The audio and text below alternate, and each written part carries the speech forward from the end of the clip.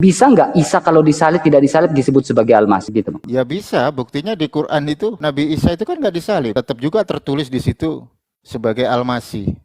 Nah ini saya keluar lagi ya, karena udah bukti ya bahwa di Quran sekalipun Nabi Isa itu nggak disalib, tapi di situ tetap tertulis sebagai Al-Masih kan gitu. Nah sekarang gua coba pakai data lain, gua pakai kitabnya orang Judaism di dalam Torah Nevim Ketuvim berbicara tentang Mesiah atau Mesaya atau dalam bahasa Indonesia itu yang diurapi, benda-benda di dalam bait suci, contoh misal kayak menorah, itu juga bisa disebut sebagai Mesias gitu loh.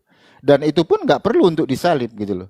Jadi ketika Bang RK ngomong, apakah yang diurapi kalau nggak disalib itu bisa disebut Kristus? Nah, Kristus itu kan satu bentuk terjemahan ya.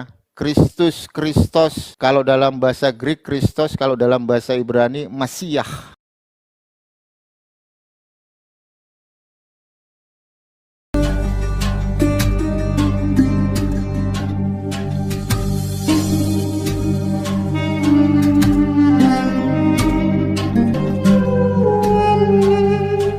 Lahir pada pemerintahan siapa? Tercatat di dalam Quran atau hadis mungkin? Pemerintahan siapa yang dia catat?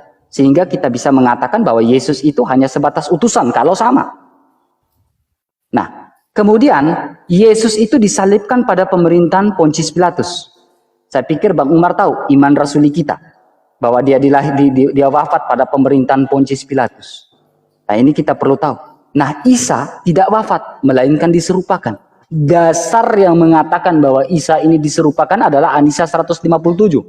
Yang menjadi menggelitik dalam pikiran saya adalah apakah ketika mengatakan Isa wafat tidak disalibkan ini melainkan diserupakan bisa dikorelasikan dengan fakta sejarah atau tidak? Nah, ini menjadi pertanyaan menggelitik. Kalau sama ada bisa dikorelasikan Isa diserupakan dikorelasikan dengan fakta sejarah, mau saya mualaf. Kemudian mengatakan bahwa Yesus bukan raja ya, Yesus bukan Mesias. Nah, disebut Kristus, Yesus itu disebut Kristus. Kalau Isa disebut Al-Masih. Kalau Yesus disebut Kristus, nanti saya akan jelaskan di dalam poin berikutnya, tetapi saya singkat saja. Yesus disebut Kristus ini dalam poin yang pertama saya katakan bahwa ketika manusia jatuh ke dalam dosa, Allah menjanjikan juru selamat. Kejadian pasal 3 ayat 15. Kemudian dalam Kejadian 49 ayat 10 mengatakan Yehuda. Nah, Kristus sendiri kalau kita lihat artinya pribadi yang diurapi. Isa sendiri Al-Masih disebut Al-Masih, gelar Al-Masih. Nah, pertanyaan saya, mengapa Isa disebut mendapatkan gelar Al-Masih? Pribadi sebagai sosok pribadi yang diurapi. Apakah ada latar belakang di balik itu? Mengapa dia disebut Al-Masih? Dan saya ingin sumbernya berasal dari Al-Quran. Mengapa Isa itu disebut Al-Masih? Kalau kita mau sama-samakan, Kristus juga diurapi. Al-Masih juga artinya diurapi. Artinya bagaimana ini? Kalau sama dari sosok yang mana? Kemudian, kalau kita lihat dari perspektif Alkitab ya, kita lihat dari perspektif Alkitab, saya tunjukkan. Makanya ketika, waktunya, apa-apa. Kita lihat dalam sini, dalam bilangan 1 ayat 18, di dalam Taurat sudah terjadi sensus penduduk nih. Nih, sesuai suku, nama, kaumnya masing-masing. Ini ada maksud nih. Mengapa dalam Taurat sudah ada sensus penduduk? Karena menantikan berhubungan dengan Kejadian 3 ayat 15. Mungkin Bang Umar bisa menyampaikan dari perspektif Al-Quran. Terima kasih. Udah Bang RK? Udah. Oke ya, kepanjangan 5 menit waktu ya. Bentar.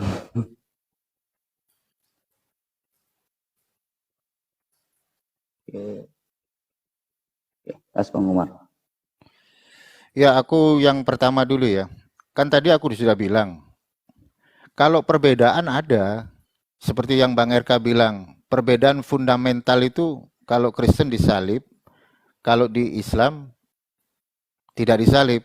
Berbeda lagi dengan Judaism. Judaism malah nggak mengerti tentang itu, apakah Yesus itu disalib apa enggak. Judaism majority dari kalangan Judaism they don't know, mereka nggak ngerti gitu.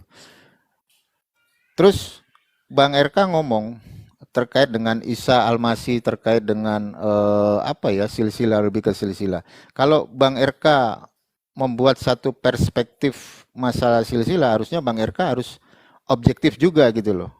Bang RK juga harus bisa menunjukkan silsilah dari Yesus Kristus yang termuat dalam kitab Matius dan Lukas itu sudah sesuai nggak dengan Divrei Hayamim di dalam kitab Tawarik kan gitu. Sementara di dalam Quran Isa itu adalah seorang nabi utusan dan dia diurapi gitu loh. Jadi kalau mau dijelaskan sesuai dengan data, ya mau nggak mau Bang RK juga harus bisa gitu loh, biar fair gitu loh. Contoh misalnya kayak gini, Bang Umar, ini silsilah Yesus nih. Aku ambil dari Matius. Ini sesuai dengan apa yang tertulis dalam PL dan juga PB. Tetapi itu harus dicek gitu loh, kebenarannya apakah silsilah dari Yesus yang termuat dalam kitab Matius itu sesuai yang tertulis dalam kitab Divrei Hayamim atau kitab Tawarik. Nah, itu nanti diuji gitu loh. Sama halnya dengan narasi yang ada di dalam Quran yang menjelaskan tentang Isa alaihissalam kan gitu. Nah kalau kita berangkat dari perspektif teologis iman itu nggak bisa diperdebatkan loh Bang RK. Anda mengimani Yesus disalib, umat Islam tidak mengimani Nabi Isa alaihissalam disalib gitu loh. Jadi iman itu kan suatu kepercayaan Anda gitu loh. Tapi kalau kita berangkat anda mengambil satu sisi sejarah ya, historis. Contoh Anda mengambil siapa tadi? Josephus Flavius, atau Anda mengambil narasi dari seorang tokoh Tacitus. Loh, kita cek dulu gitu loh.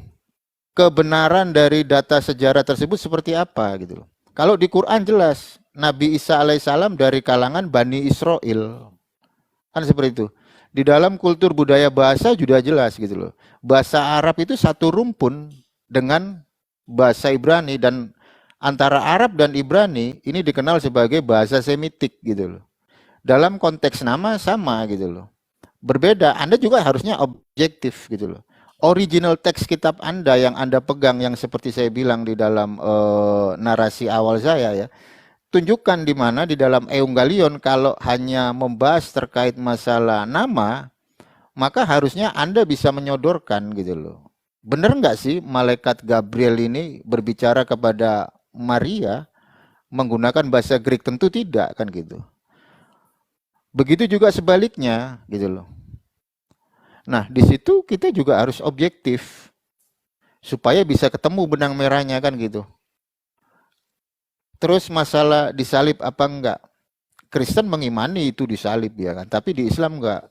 Nah, yang patut dipertanyakan, benar nggak sih sisi sejarah historis dari penyaliban Yesus? Nah, itu harus dibedah gitu loh, secara ilmiah dan akademis. Contoh misal, ada tertulis di dalam salib Yesus ya, ketika Pontius Pilatus menuliskan dalam 3 bahasa, saya ambil dalam bahasa Ibraninya ya, karena Yesus itu adalah orang Ibrani. Di situ tertulis Yesua Hanotsri Melek Hayeyudim. Nah, kalau Yesua Hanotsri, ini kalau saya tanya kepada Bang RK, ini artinya apa? Yesua, orang Nazaret.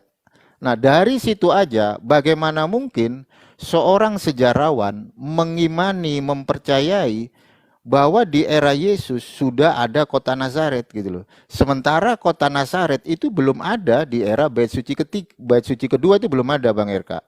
Ini kita ngomongin sisi historis gitu loh. Nah terus acuannya gimana Bang Umar? Ya nggak bisa orang itu iman Bang RK yang tertulis dalam PB, kita nggak bisa ganggu gugat gitu loh. Kita sebagai warga negara Indonesia yang dimana agama Kristen juga diakui di Indonesia, yaitu hak Bang RK gitu loh mengimani. Tapi kalau berbicara tentang sisi sejarah, kota Nazaret itu belum ada di era Yesus gitu loh.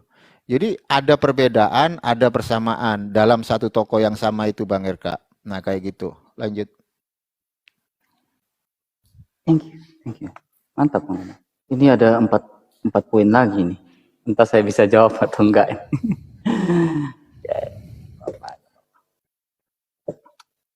Oke. Saya akan tunjukkan datanya ya.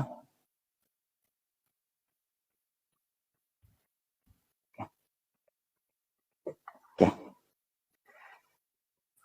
Kita objektif ya. Saya dari tadi membawa dasar dari dasar di dalam Alkitab nih. Saya membawa dasar dari Alkitab. Nah, tapi saya belum pernah menemukan dasar di dalam Al-Quran yang Bang Umar sampaikan tentang An-Nisa 157. Padahal saya sudah tampilkan tadi itu. Saya sudah sedikit singgung dalam An-Nisa 157. Nah, mengapa sampai demikian? Nah, dilihat dari sebuah latar belakang. Latar belakang ini saya berbicara tentang Bang Umar mengatakan perspektif Islam bahwa Yesus tidak disalib. Nah, kalau Yesus tidak disalib, apakah masih bisa dia disebut sebagai Kristus? Itu pernyataan. Kalau Isa tidak disalib, apakah masih bisa dia disebut sebagai Al-Masih? Nah, ini pertanyaan saya. Pernyataan sekaligus pertanyaan saya. Kalau saya ulangi lagi dengan tegas, kalau Yesus tidak disalib, apakah masih bisa dia disebut sebagai Kristus? Kalau Isa tidak disalib, apakah masih bisa dia disebut sebagai Al-Masih? Itu poinnya. Karena akan menjalar sampai ke bawah. Nah, kemudian saya bukakan datanya ya. Bang Umar mengatakan bahwa tentang perkataan dalam Tawarik ya. Saya tidak tahu Tawarik pasal berapa. Nanti Bang Umar bisa tampilkan datanya. Dalam Alkitab Tawarik pasal berapa. Tetapi saya membukanya di sini. Bahwa dalam Lukas 24 ayat yang ke-44. Ia berkata kepada mereka, inilah perkataanku. Ini masih berhubungan dengan Kristus. Yang telah kukatakan kepadamu. Ketika aku masih bersama-sama dengan kamu, yakni bahwa harus digenapi semua yang ada tertulis tentang aku, tentang Yesus. Dalam kitab Taurat Musa dan kitab Nabi-Nabi dan kitab Mazmur ada 3 poin. Kenapa kami mengimani Yesus yang disebut Kristus itu disalib? Berbeda dengan Isa yang tidak disalib, melainkan diserupakan. Nah, ini saya tanda tanya besar. Dasarnya dari mana? Nah, aku menuliskan tentang aku ini dalam kitab Taurat, poin pertama. Kedua, menuliskan tentang aku ini dalam kitab Nabi-Nabi. Kemudian menuliskan tentang aku dalam kitab Mazmur. Benarkah demikian? Kalau Yesus berbohong, tentunya perkataan dia tidak bisa terverifikasi. Benarkah menuliskan tentang dia? Sehingga, saya bukakan di sini, dalam Yohanes pasal 5 ayat yang ke-45 sampai 47. Yesus Kristus dengan tegas, saya ambil perspektif Alkitab. Yesus Kristus dengan tegas mengatakan bahwa jikalau kamu mengenal Musa, maka kamu juga tentu akan mengenal siapa aku. Nah, saya korelasikan dan memverifikasikan itu berdasarkan data dalam kitab Kejadian, pasal 3 ayat 15. Dalam Taurat dia menuliskan tentang siapa? Janji tentang juru selamat. Dalam Kejadian pasal 22 ayat 18 membicarakan tentang Mesias. Dalam Kejadian pasal 26 ayat 4 menuliskan tentang Mesias sampai Ulangan 18. Saya mengatakan ini merujuk pada Mesias, juru selamat. Nah, saya ingin katakan lagi Bang Umar, ketika Bang Umar mengatakan bahwa Mesias itu tidak harus disalibkan dan itu dasarnya dari mana? Pertanyaan saya itu. Nah, ini dalam kitab Taurat nih, Kejadian Ulangan. Nah, saya akan tunjukkan dalam kitab dalam kitab Mazmur. Dalam kitab Mazmur mengatakan bahwa Yesus dinubuatkan tentang Mesias. Bahwa kemudian pergilah seorang yang ke-12 murid bernama Yudas Iskariot. Ya, ini dinubuatkan dalam kitab Zakaria. Dalam kitab Mazmur pun dinubuatkan tentang siapa Mesias. Bahwa Mesias itu jubahnya akan diundi. Mazmur 22. Mazmur 22 ayat 15. Berhubungan. Dinubuatkan, digenapi dalam Matius 27 ayat 48. Nah, sekarang ini berkata tentang Mesias nih. Siapa yang dinubuatkan dikatakan oleh imam? Dia diolok-olok nih. Tertulis dalam Mazmur 22 ayat 89. Dia diolok-olok. Siapa yang dituliskan dalam kitab Daud ini? Kemudian dalam nubuatan Nabi Yesaya pasal 53 berbicara tentang Mesias juga. 53. Kita udah tahu Yesaya 53. Berbicara tentang Mesias yang akan dihukum, dianiaya. Bahkan ini kita lihat di sini. Sungguh ia terputus negeri orang-orang hidup. Orang menempatkan kuburnya di atas orang-orang fasik, penjahat. Ini berbicara tentang siapa nih? Mesias. Sehingga perkataan Yesus dalam Lukas 24 ayat 24 bisa terverifikasi enggak? Bisa enggak dia disebut sebagai Kristus? Pertanyaan saya untuk saya poin keduanya saya enggak bahas. Yang kitab Tawarik tadi Bang Umar, Kitab Tabarik berapa? Kemudian bisa nggak Isa kalau disalib tidak disalib disebut sebagai Al-Masih? Begitu. Coba perspektif Al-Qurannya.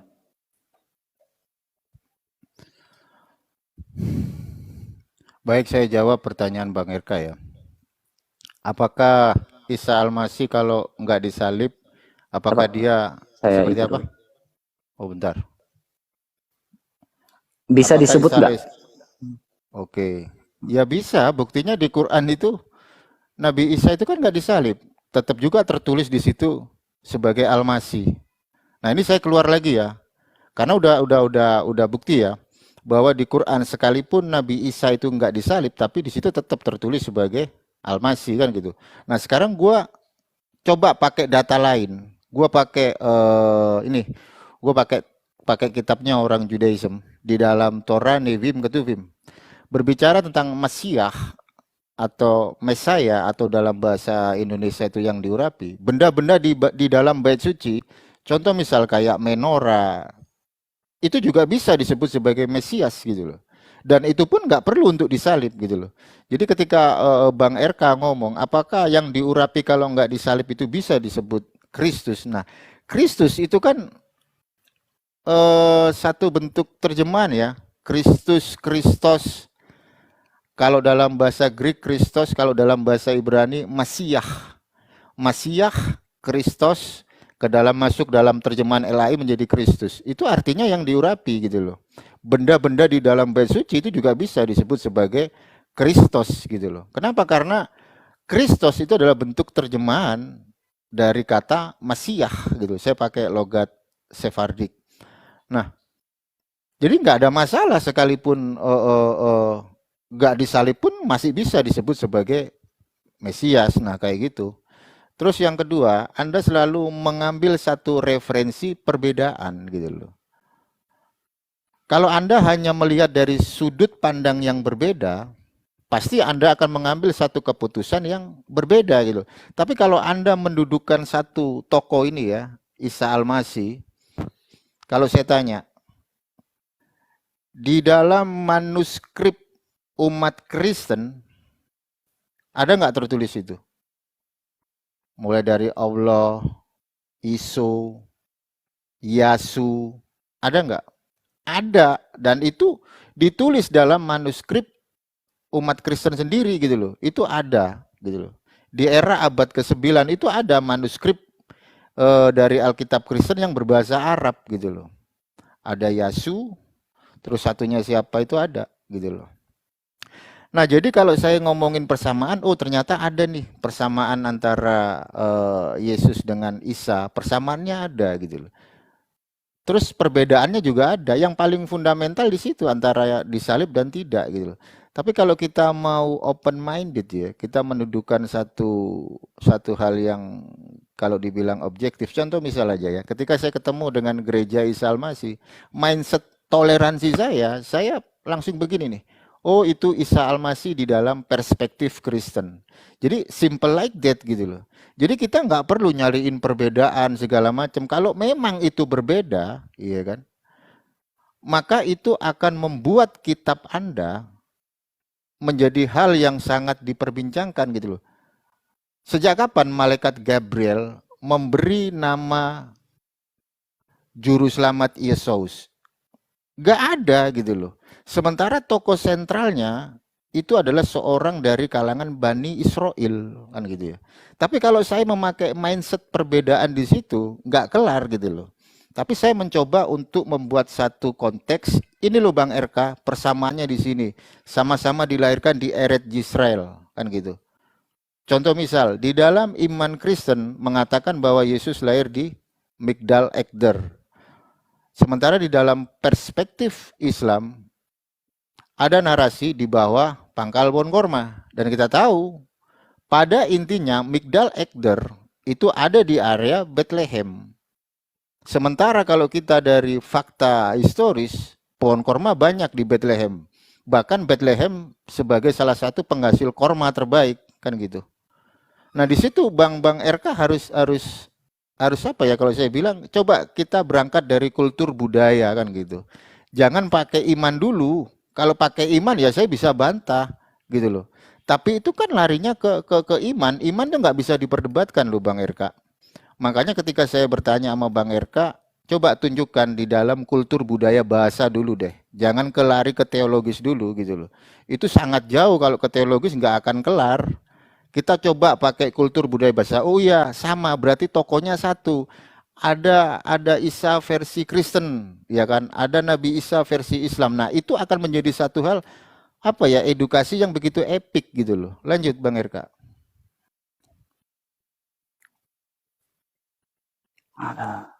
Thank you. Gimana? Masih mau lanjut Bang RK? Lanjut. Belum selesai kita ini Bang Umar. Iya. Atau Bang Umar ada sibuk? Mau sholat Ya, kah atau apa? bolehlah. Silakan closing statement, saya ada sholat ini soalnya. Oke, baik. Iya, closing statement yang saya kasih nggak apa-apa. Ya, memang kita closing statement ya. Singkat sekali ini, 30 menit ini Bang Umar. Mungkin ada lain waktu kita bisa dialog lagi dengan Bang Umar, karena poin pertama Bang Umar berbicara tentang Nazaret ya. Nazaret ini adalah kota orang bernazar, Bang Umar. Kota orang bernazar, orang Nazaret, artinya dia akan disebut bernazar dan dinazarkan. Nah, itu data itu tertuang di dalam Mazmur 132 ayat 1 sampai 2. Sampai 3 pun berbicara tentang bernazar dalam Mazmur 132. Saya pakai data. Bang Umar bisa cek ya. Jadi berbicara tentang Nazaret tadi Bang Umar membawakan. Dan kemudian saya ada melihat beberapa, memang tidak akan bisa ketemu, tapi memang saya ingin menemukan, tapi memang kalau kita berbicara tentang teologis ini memang agak sensitif ya, agak sedikit ngeri ya.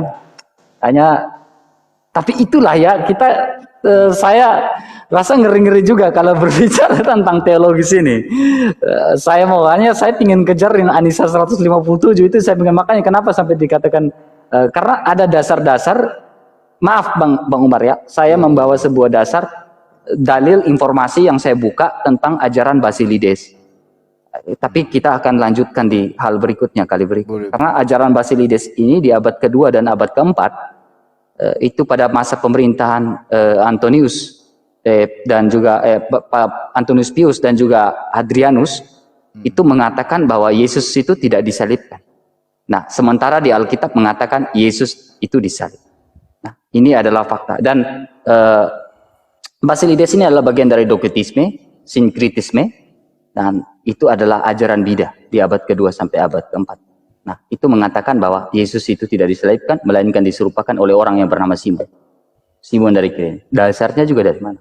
Padahal sudah ada pengadilan di muka Kayafas, Anas, dan lain-lain membuktikan bahwa itu Yesus orang Nazaret yang disalibkan. Nah, itu saya bantah di situ. Kemudian, saya juga semakin agak sedikit bingung ketika Bang Umar bilang masih bisa ketika Isa itu tidak disalibkan, melainkan masih bisa disebut sebagai Al-Masih. Nah, ini saya ingin katakan bahwa berbicara tentang itu, Bang Umar mungkin bisa buka dalam Talmud Sanhedrin 43a, bahwa dia itu orang itu digantung pada malam sebelum Paskah. Nanti kita lanjut lagi, gak apa-apa. Kita akan bahas di situ. Ya, gak apa-apa. Kita akan bahas. Tapi saya akan buka data di sini ya. Nah, di dalam Mazmur, di dalam Kejadian pasal 14 ayat 18, mengatakan Melkisedek Raja Salem membawa roti dan anggur nih. Ia adalah seorang imam yang maha tinggi. Nah, di dalam Taurat sendiri, kenapa sudah berbicara tentang roti dan anggur? Ini membicarakan tentang siapa? Kenapa di dalam Taurat membicarakan tentang roti dan anggur? Tetapi kita waktunya sangat terbatas. Saya kalau panjang kali lebar juga agak sedikit setengah mati. Karena Yesus sendiri berkata, akulah roti kehidupan. Nah, itu hal-hal seperti itu. Mengapa demikian? Saya bilang kenapa dia disebut Kristus? Karena ada janji keselamatan dari Allah. Kalau Yesus Kristus tidak disalibkan, pada saat itu ada kisah di mana Petrus bilang, ya Tuhan, kamu bisa menyelamatkan dirimu, bisa memanggil malaikat-malaikat dari surga untuk menyelamatkan engkau. Tetapi Yesus dengan tegas mengatakan, apa yang dipikirkan oleh Allah tidak sama dengan apa yang dipikirkan oleh manusia. Bahwa segala sesuatu dia datang, dia mati, dan dia bangkit pada hari ketiga, memang harus terjadi. Nah, dasar-dasarnya memang waktu kita Bang Umar lagi sibuk. Ya, saya punya dasar-dasar dalam Alkitab, nubuatan-nubuatan mesianik, dan itu merujuk pada Yesus semua, 100% saya bisa buktikan. Nah, tetapi yang menjadi saya bingung, ini pertanyaan saya, Isa ini apakah punya kultur budayanya dari mana? Kalau Yesus kan pada pemerintahan Herodes. Nah, Isa ini pemerintahan siapa? Dasarnya ada nggak dalam Al-Quran? Waktu kalau dia mati, dasarnya juga ada nggak? Pemerintahan siapa dia mati? Menuliskan itu. Atau di hadis, atau di mana? Tapi waktu kita sangat tipis. Mungkin kita ambil waktu di siang hari, biar diskusi kita ini menjadi panjang. Iya, boleh. Ya, nggak apa-apa. Saya mungkin dalam perdebatan tidak ada menang, tidak ada kalah ya teman-teman. Mungkin Bang Umar lagi sibuk, mungkin kita bisa cari lain Bang. Sekian, terima kasih. Thank you Bang. Oke, baik, terima kasih Bang RK sudah gabung ya. Ini saya agak sibuk sih sebenarnya. Gak apa-apa. Nanti kalau lain waktu kita agak panjang sedikit ya. Oke, terima kasih Bang RK atas kesediaannya. Saya ucapkan terima kasih, dan untuk para Iwan Villa semuanya, para mualim, Bang Umar lanjutkan aktivitas sholat dulu ya.